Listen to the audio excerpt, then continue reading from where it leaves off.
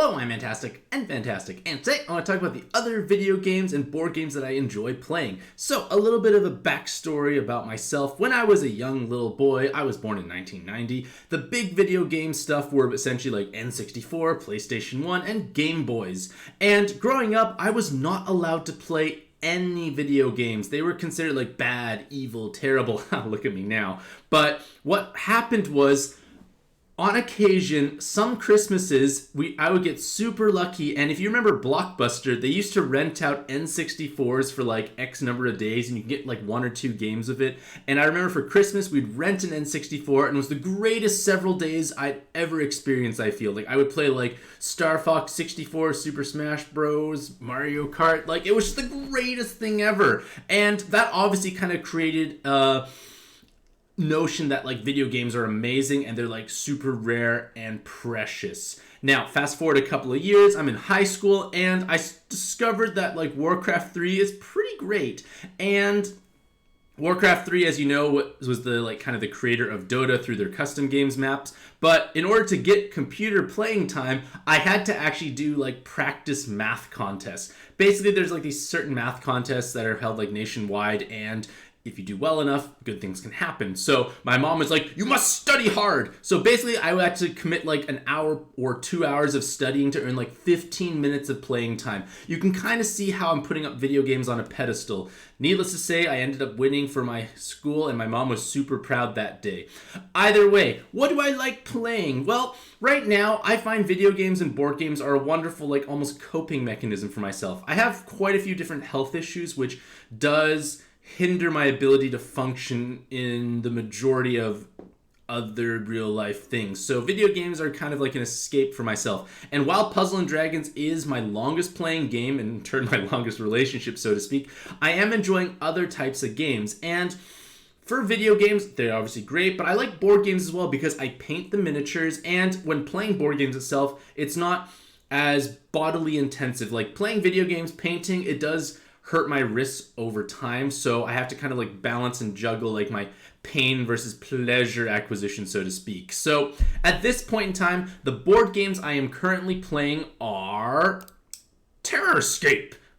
I like taking pictures of myself holding my boxes looking happy. But Terrorscape is a asymmetrical 1 versus 3 game where one person's the killer, 3 others are the survivors trying to like escape from a mansion or another type of place, so to speak. And it's quite thrilling because there's an element of hidden information. You can't see what's on the other person's side of the board if you're the killers. So the killer has to move around and try and kind of guess and use their cards and abilities to try and figure out where the survivors are hiding, whereas the survivors are trying to obviously hide from the killer, find the keys, or repair the radio and escape with their lives. A good way to kind of think about it is Dead by Daylight, but kind of board game form. I think it's super fun. It's not very complicated, and it's a nice kind of way to pass the time. It's only like 35, 40 minutes. But in terms of like meatier board games I'm enjoying, I am absolutely loving Voidfall. So Voidfall is a 4X space game. So basically it's explore, expand, exploit, and exterminate. Kind of like the idea of like Civ 6 or Civilization 6. Basically, you are controlling one of the great houses in an alternative futuristic universe where humanity has been enslaved by this parasitic alien race known as the Voidborn. And basically, you're trying to push back the Voidborn threat. So in solo or co-op, you are working together to face this monstrosity, whereas in PvP mode, you are playing against other human players with the Voidborn kind of just being a background role, so to speak. Thematically speaking, if you're playing co-op solo, the rifts have just opened, the Voidborn have just begun their invasion, they're at their peak of their power, but in PvP, you are set many years later where the Voidborn threat has been at least neutralized. They're still in existence, but you are able to now look at securing yourself in the new power vacuum that was created. And it's a wonderfully exciting game because you have to build up an engine to support your economy. You have 9 different focus cards you are able to play, and each focus card has 3 different actions. You pick 2. So for instance, if you want to like generate resources, you probably need to play development first to build your infrastructure, which are those little gear symbols or the triangles. and then you can use production as a different focus action on a future turn in order to produce said resources that you've just made their guilds of. Basically, this game requires lots of planning. It is an incredibly heavy, meaty game. I give it a similar thinking space as Spirit Island, which is my most played board game, in the sense that when I play solo, there's so many different decisions you have to manage, like your own economy, your own militaristic might. You have to handle the different crises that come up every turn, and basically you have to manage putting out different fires, so to speak. You have to determine what is the most problematic thing you have to deal with right now, and how can you deal with it while at least not sacrificing too much other things. It's wonderfully fun. I'm probably going to play some more of it again later on today, and if you are able to get this board game, I highly recommend it. But on the flip side, if board games aren't quite your jam and video games are kind of what you enjoy, I am a big fan of Against the Storm. So, Against the Storm is a roguelite city builder that is basically about production chain optimization. I'm a big fan of roguelike games because I enjoy the fact that everyone's a little different. I'm kind of definitely less inclined to play gacha games because of the sheer time sink and potential money sink if you want to keep buying stuff to keep ahead, so to speak. But in Against the Storm, you are trying to create a different settlement every time. You're given a finite number of blueprints, and from that finite number of blueprints, you're expected to come up with a way to actually keep your people happy enough and or complete orders or quests given to you by the queen.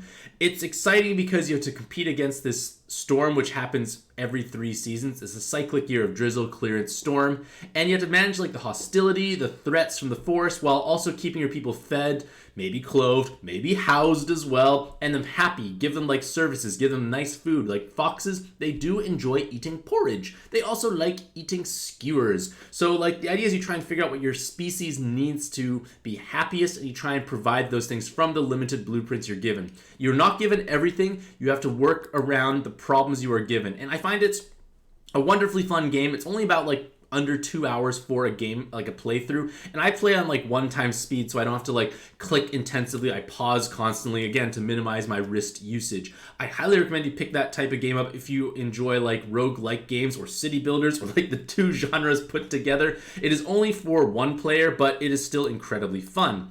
On the flip side, the game that I'm probably the most addicted to is Across the Obelisk. And Across the Obelisk is a roguelike deck builder that is kind of like Darkest Dungeon in the sense that you see that there are 4 team members on the left-hand side, in the sense you control a party of 4, but it doesn't have the depression, so to speak, like Darkest Dungeon. Darkest Dungeon is a dark and depressing game, hence the name. This game here, similar idea of having 4 different characters with their own set of cards, you're building their own decks, and you're going through various challenges. Think of kind of like Slay the Spire plus Darkest Dungeon put together without the depression and infinitely better gameplay value. I've played lots of Slay the Spire. I've played way, way, way more Across the Obelisk by comparison. It's a much, much better game. And it's exciting because there are 16 different characters, 20 if you buy the DLCs. You are able to customize a party of 4 with any kind of composition you want, so you can have unlimited different team building options. And if you played roguelike deck builders, some of the greatest joy is kind of imagining a concept and being able to execute it. Now, in Slay the Spire, because I feel like that's one of the most common roguelike games that people have played, you can have a vision, but maybe 1 out of 20 runs that vision will actually be realized. Slay the Spire is definitely much more about randomization and adapting to the situation at hand. On the flip side, in Across the Obelisk, you have gold, like you do in Slay the Spire, to buy stuff, but you also have this other currency called shards. And shards are able to either craft cards up to a certain limit, or upgrade existing cards into better versions. So it's a wonderful way to be able to have a certain vision, and then you're able to craft some of the cards necessary to make that vision come true. You are limited in terms of how many cards you can craft, like the blue and purple rarity cards. You are only able to craft 1 single copy of those. So you can't get as many of these as you want. You have to still find and pick them up as card rewards. But the idea is you are able to have a vision and at least be able to fulfill that vision reasonably well. It's not going to work every single time, but remember, with all these different characters and each character having multiple different possible ways to be played, there are limitless options. And for myself, I have been playing quite a bit, and I have actually managed to get myself on the high scoring page. I'm currently number 2 in the world, which does feel kind of nice. So maybe I know a thing or two about this game, and maybe I'll start making more meaningful content about this because I am enjoying it, and to a certain extent content creation is kind of fueled by like a labor of love, so to speak, because it does not unfortunately pay very well. So if I'm enjoying what I'm doing, it makes it much more, you know, happy and like I want to do it. So if it's a type of game that seems interesting enough to other people, maybe I might start making content about it because there's so much you can talk about in this game, and I think it's incredibly fun. And those are like the main video and board games I'm currently enjoying at this point in time. Let me know if you lovely ladies and gentlemen actually play any of these in the comment section down below. And if you feel like perhaps maybe content creation for either like say Across the Obelisk or even Against the Storm is something you might be interested in seeing, either it be streams or YouTube videos. But regardless of all that, hopefully all you lovely ladies and gentlemen out there in the audience have a truly fantastic day. I wish you the best luck in your own adventures, and happy puzzling.